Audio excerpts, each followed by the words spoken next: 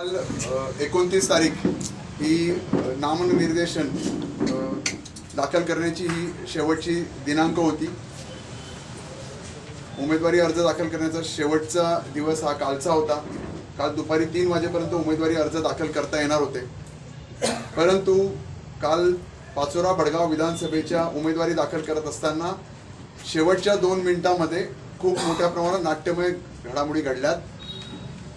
प्रांत कार्यालय किंवा प्रांत ऑफिस जिथे नामनिर्देशन पत्र दाखल करत जात असतं तिथे शेवटचे 2 मिनिटं शिल्लक असताना घुसर्डी येथील रहिवासी अमोल शिंदे हे त्यांना जबरदस्तीने तिथे दाखल करण्यात येतं. त्यांना 2 मिनिटं असताना शिल्लक असताना त्यांना प्रांत ऑफिसमध्ये जिथे फॉर्म भरला जातो तिथे आतमध्ये त्यांना जाऊ देण्यात किंवा त्या जबरदस्तीने त्यांना घेऊन जाण्यात येतं आणि कालच्या तारखेला त्यांचा अमोल शिंदे या नावाने एक अपक्ष उमेदवार म्हणून त्यांनी त्यांचा फॉर्म भरलेला आहे. खरं तर लोकशाही आहे, लोकशाहीमध्ये कोणी फॉर्म भरू शकतं.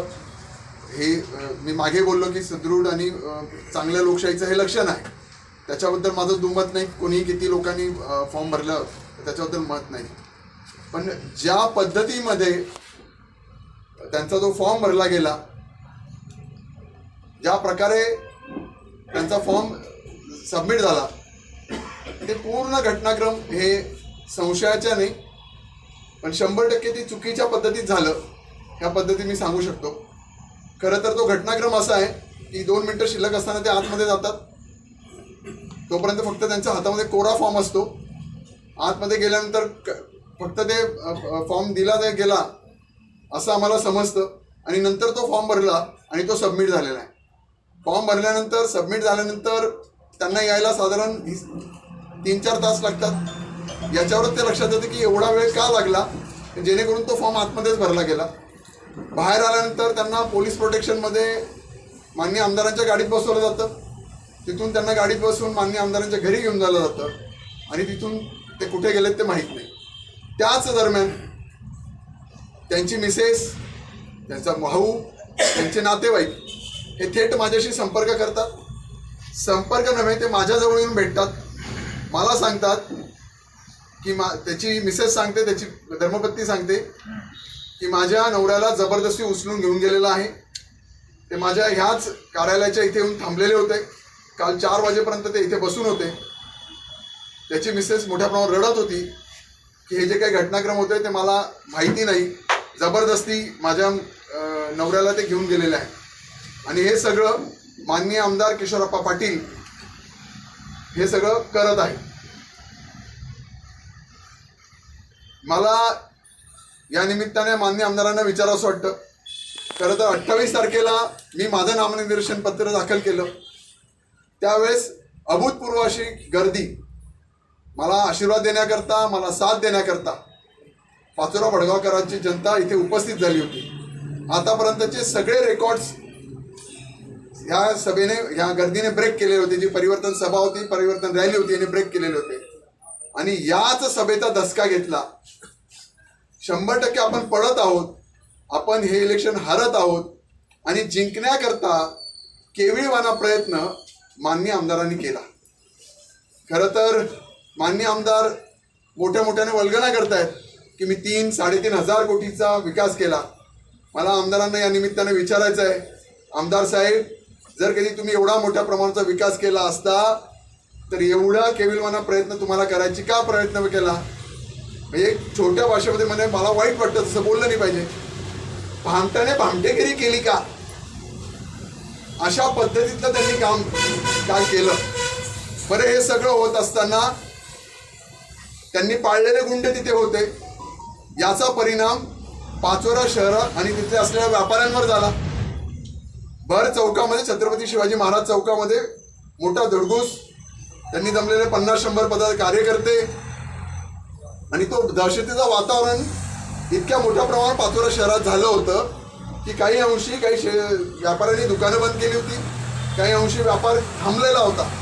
अशा पद्धतीमध्ये दहशतवाद माननीय आमदारांनी इथे केलेला होता. खरं तर पाचोरा मतदारसंघामध्ये ही संस्कृती नाही. आपण पूर्व इतिहास बघितला तर माननीय माजी आमदार कैलासवासी ओंकारप्पा असतील, कैलासवासी केम असतील, कैलासवासी सुप्रो अण्णा असतील, यांच्या वेळेस होत असलेले इलेक्शन्स हे एकदम खेळाडू वृत्तीने, ज्याला आपण स्पोर्ट्समॅनशिप होतं त्या निमित्ताने होतं. पण मान्य आमदारांना त्यांचा पराभव मान्य झालेला आहे. या निमित्ताने मी स्पष्टपणे सांगतो, आमदार साहेब, खरं जर तुम्ही मर्द असतात ना तर समोरासमोर लढले असतात. याच्या अगोदर मी तुम्हाला 2 वेळेस चॅलेंज केलेले होते. एक तर अपक्ष लढून घ्या माझ्यासमोर, नाही तर मैत्रीपूर्ण लढत लढून घ्या. पण तुमच्या पद्धतीत तुम्ही आता इलेक्शन्स करत होतात की तुम्हाला पक्षाचं तिकीट मिळालं युतीचं, मी अपक्ष लढत होतो. पण इतका घाणेरडा प्रकार कालच्या दिवशी तो तुम्ही केला, तो आम्हाला मान्य नाही. ज्या पद्धतीने नामनिर्देशन दाखल केलं गेलं, मित्र तुम्हाला सांगू इच्छितो की पूर्ण फॉर्ममध्ये भरत असताना ज्या ज्या गोष्टी आपण प्रतिज्ञापत्र सादर करत असतो त्या सगळ्या प्रतिज्ञापत्रामध्ये असलेल्या गोष्टी ज्या उमेदवाराला डिक्लेअर करायच्या असतात त्या सगळ्या निरंक म्हणून सांगण्यात आल्या. म्हणजे चल अचल संपत्ती, तुमच्या असलेल्या केसेस, सगळ्यात महत्त्वाचं इलेक्शन्स फॉर्म भरत असताना तुम्हाला तुमचं अकाउंट ओपन करणं गरजेचं असतं. ते सुद्धा अकाउंट ओपन झालेलं होतं किंवा त्याचे सुद्धा डिटेल्स त्याच्यामध्ये भरलेले नव्हते. तुमचे कुठले कुठले अकाउंट्स आहेत त्याच्याबद्दलचे डिटेल्स भरायचे होतात. तुमच्याकडे किती गाड्या आहेत, ट्रॅक्टर आहेत ते तुम्हाला लिहायचं होतं. तुमच्याकडे शेती आहे का त्याच्याबद्दलचे विवरण तुम्हाला लिहायचं होतं. तुमच्या पत्नीच्या नावाने असलेलं विवरण लिहायचं होतं. तुम्हाला किती कुटुंबामध्ये व्यक्ती आहेत, त्यांचे तुम्ही किती अवलंबी आहात ते लिहावं लागत होतं.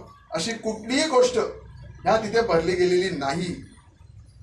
त्याच्यामुळे ज्या पद्धतीत हा फॉर्म भरला गेलेला होता, ज्या पद्धतीत आमदार साहेबांनी हा फॉर्म भरून घेतलेला होता, यावरून एक लक्षात येतं की माननीय आमदार साहेबांनी पराभव मान्य केलेला आहे. मी मागेही माझ्या भाषणात बोललो की होय आमदार साहेब, तुम्हाला वाटतं की तुम्हाला मतं मिळणार आहे ते पहिल्या क्रमांकाची नाही, खालून शेवटून पहिल्या क्रमांकाची, हे त्यांनी आज सिद्ध करून दाखवलं. अमोल भाऊ, तुम्ही आता चर्चा केली तर त्यांची जे अमोल शांताराम शिंदे म्हणून जे उमेदवार आहेत अपक्ष, त्यांची मिसेस आणि त्यांचे काही सहकारी भाऊ हे तुमच्याजवळ आले होते आणि ते रडत होते आणि आम्ही असं या गोष्टीच्या विरोधात असं सांगत होते. तो व्हिडिओ तुमच्याकडे आहे का? रेकॉर्डिंग आहे काही नाही. इथे जर माझ्याकडे कॅमेरा असेल तर त्याचे फुटेज मिळून जाते. माझ्या इथे आले ते संध्याकाळी 6 वाजेपर्यंत ह्याच इथे होते. दुसरं त्याच्या पुढे अजून सांगतो, आंब्या वडगाव इथे सुद्धा एक अमोल शिंदे आहेत, भडगाव तालुक्यामध्ये एक अमोल शिंदे आहेत आणि घुसरडीमध्ये सुद्धा अजून एक अमोल शिंदे होता.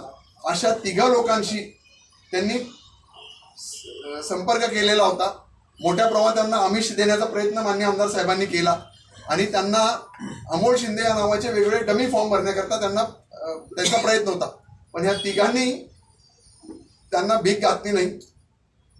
पण हे अमोल शिंदे जे आहेत, शांताराम शिंदे, या मला माहिती नाही यांना किती मोठ्या प्रमाणात त्यांनी आमिष दाखवलं आहे, किती का त्यांना दहशत केलं आहे, का त्यांना किती घाबरवलं आहे, याच्या जोरावर त्यांनी हा फॉर्म भरून घेतलेला आहे.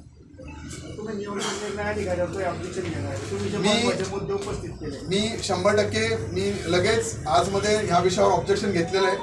आताच्या क्षणाला त्याची हिअरिंग चालू आहे. इव्हन त्याचं सूचक म्हणून जे नाव लिहिलं गेलेलं आहे ते सुद्धा चुकीच्या पद्धतीत लिहिलं गेलेलं आहे. आमचं सकाळी म्हणणे मांडून घेतलं गेलेलं होतं, पण एक प्रकारे प्रशासनाला दबाव असल्यामुळे प्रशासनाने पुन्हा 3 वाजेचा वेळ दिला आणि समोरच्याला बाजू मांडण्याकरता पुन्हा वेळ देण्यात आलेला आहे आणि अजून पुन्हा ते बाजू मांडत आहात. आम्ही आमची सगळी बाजू मांडून झालेली आहे, पण एक प्रकारे प्रशासनावर सुद्धा दबाव आणण्याचं काम माननीय आमदार या निमित्ताने करत आहात. आपण म्हणताय फॉर्म अपूर्ण भरलाय, मग तो रिजेक्ट होईल ना? पुन्हा एकदा त्यांनी त्यांच्या संस्कृतीचं, वैयक्तिक संस्कृतीचं दर्शन पाचोरा भडगावकरांना दाखवून दिलेलं आहे. मी आपल्या निमित्ताने पाचोरा भडगावातील सगळ्या तमाम मतदार बंधू भगिनींना सांगू इच्छितो की माननीय आमदारांची जी वृत्ती आहे, जो स्वभाव आहे, तो तुम्हाला लक्षात आलेला आहे. निवडणुकीत जिंकून येण्याकरता वाटेल त्या लेवलला जाण्याची एक अहंकार जो असतो तो त्यांच्यामध्ये आलेला आहे.